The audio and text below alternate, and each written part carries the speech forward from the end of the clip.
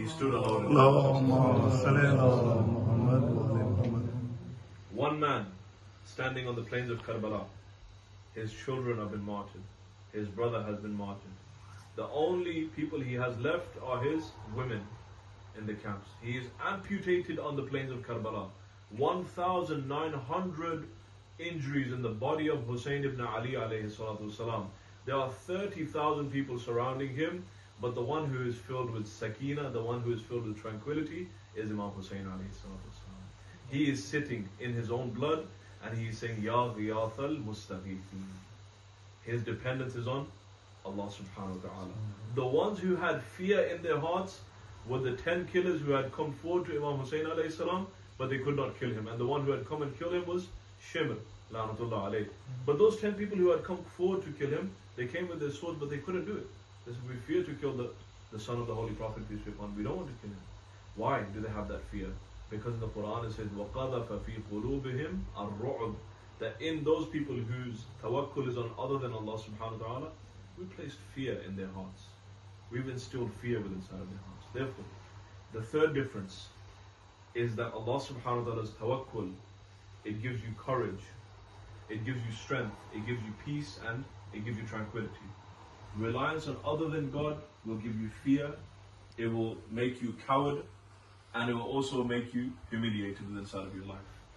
And the final one is that Allah subhanahu wa ta'ala's relying upon God, is the most trustable, dependable, credible, and it has the best reputation within inside of the entire existence of Allah subhanahu wa ta'ala. It says in the Quran, إِنَّ الَّذِينَ قَالُوا رَبُّنَا اللَّهُ ثُمَّ اسْتَقَامُوا.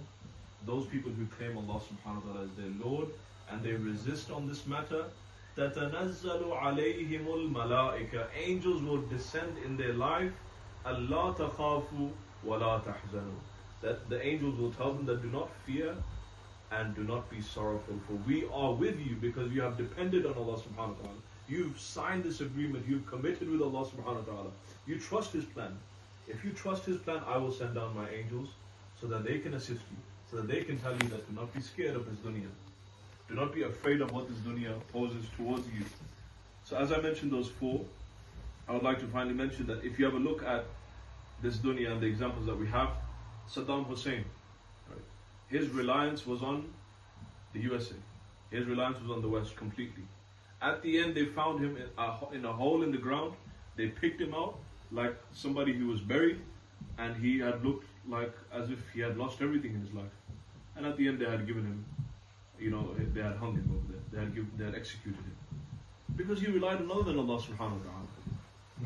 If you look at Ukraine today, take another example. Ukraine, the rug was pulled under their feet by Donald Trump, right? At the very start, everybody was talking about Ukraine, the UK, Germany, France. But what happened afterwards? They betrayed. Why is this betrayal happening? Because the depending on other than Allah subhanahu wa ta'ala is weak like the webs of a spider. وَإِنَّ أَوْهَنُ الْبُيُوتُ لِبَيْتِ الْعَنْكَبُوتِ. Allah subhanahu wa ta'ala says in the Quran that the weakest of all dependencies that you have inside of your life can be the one that you depend on, a spider's web. If I lean on a spider's web, it will break. It will not continue. Therefore, that reliance on other than God is not continuous. It is not dependable. It is not something that you can rely upon. The only thing that you can rely upon in this world is Allah subhanahu wa ta'ala's mercy, is Allah subhanahu wa ta'ala's rahmat within inside of our life. Therefore, I would like to quickly mention that having tawakkul in Allah subhanahu wa ta'ala does not mean that I don't have a goal and maqsad in my life. I say that from today that I'm not going to work, I'm not going to do anything in my life, I'm not going to be active within inside of my life because I have tawakkul in Allah subhanahu wa ta'ala.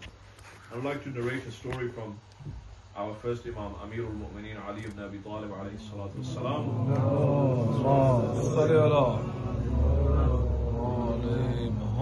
He walked into a masjid and he saw a group of people that were sitting in the corner in silence. Imam alayhi salam, he went to them and he asked him, Man antum, who are you people?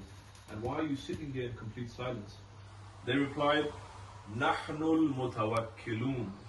We are people who rely and depend on Allah subhanahu wa ta'ala. Imam alayhi salam replied to them, La bal antum muttakilun. You are not the people who are doing tawakkul on Allah subhanahu wa ta'ala. Rather, you are reliant and dependent on other than Allah subhanahu wa ta'ala.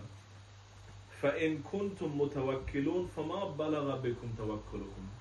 What has this sort of tawakkul on waiting on God to fix your life?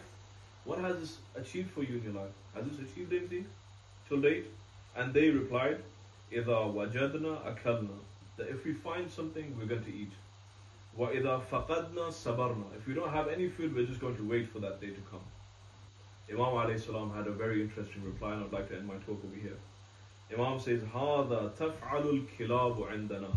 That this is exactly what the animals do. If they find food, they're going to eat. If they're not going to find anything, they're just going to sit there and wait until something happens. Imam alayhi salam tells them this.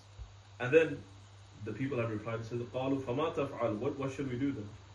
What is our duty? How do we do tawakkul on Allah subhanahu wa ta'ala? Imam alayhi salam replied very beautifully. He says, قال alayhi salam, إِذَا وَجَدْنَا بَذَلْنَا.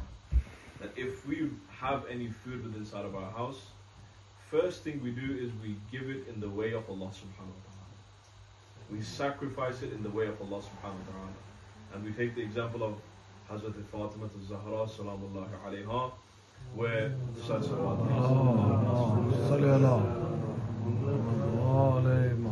where she gifted her food to the orphan, to the captive, and to the needy for 3 consecutive days at the time of iftar.